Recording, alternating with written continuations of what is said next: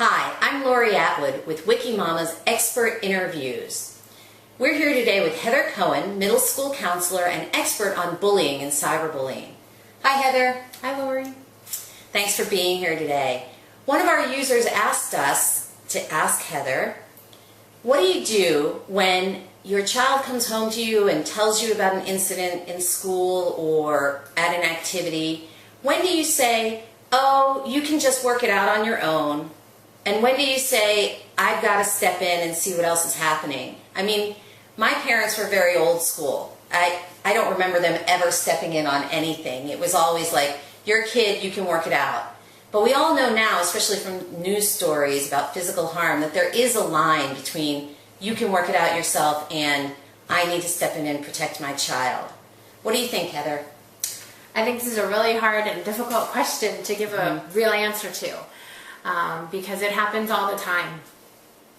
So the one thing to note about bullying is that it's repeated over time. It's a behavior, it's an action that's repeated over time.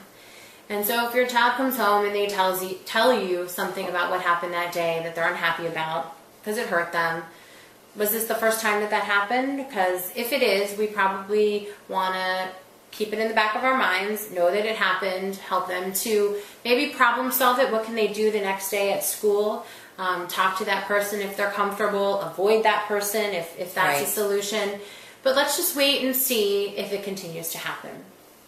If it does continue to happen, then it's definitely something that you want to address. And the way that you address that is really up to you. You can, move straight ahead and contact the school, contact the counselor, contact the administrator, contact the teacher, and just let them know what's happening. You could do something as simple as letting them know what's happening, or you could do something more significant and say, I want to meet, I want to come in, I want to meet, I want to talk about this. Because you want to resolve it. I guess it would matter whether your child is, of course, obviously being physically hurt or being verbally sort of victimized, which can be just as harsh. Right, and I think that's a good point to keep in mind too, is that if your child is experiencing physical harm, even if it's one time, that may not be bullying or teasing. It may be just an incident that happened, but I don't think that physical harm at any point in time is acceptable. Right. So frankly, I would address the school right away. Okay. Physical harm is not acceptable. No one should be putting their hands on your child.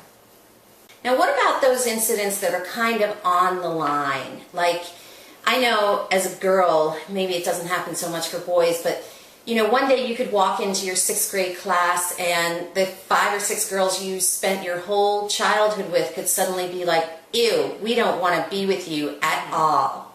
Now, they're not bullying you, they're certainly not physically harming you, but when is that normal growing up kid stuff, and when is it something that you should be worried about?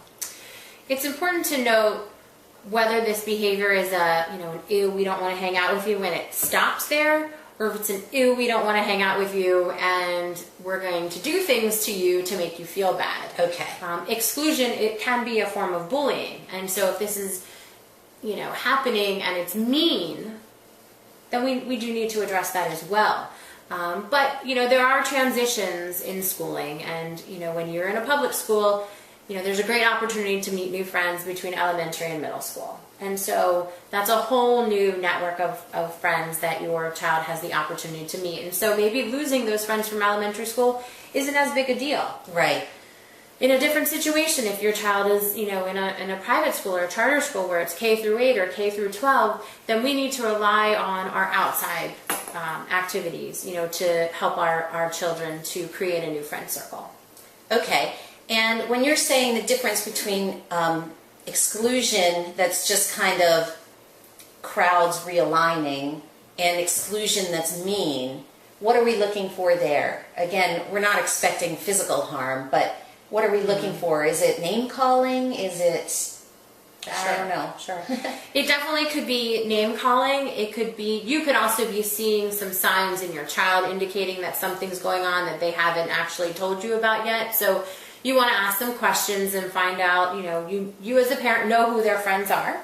It's important that you know their friends. It's important that you know their friends' parents. Right. And so ask them questions. So, you know, you said Susie doesn't want to hang out with you anymore. Do you know why that is? Did something happen between the two of you? Your child may say they don't want to go to school, or there's a party, a birthday party that weekend that they don't want to go to, and you're shocked to hear that. It's time to ask some questions about why that is. Okay, and then you can determine if it's really kind of a bullying thing or on its way to being a bullying thing, or whether it's kind of a natural middle school is the hardest time of life thing. Absolutely. And a lot of times it is that. A lot of times it's a maturation thing where kids are into different things and they want to hang out with different people, or they need a break from a particular person that week, but the next week they're best friends again. And a lot of those things are very normal. Well, thank you as always, Heather. Sure. And it sounds to me like, as usual, the best line of defense is communicating with your child and keep talking. Thank you. Absolutely. You're welcome.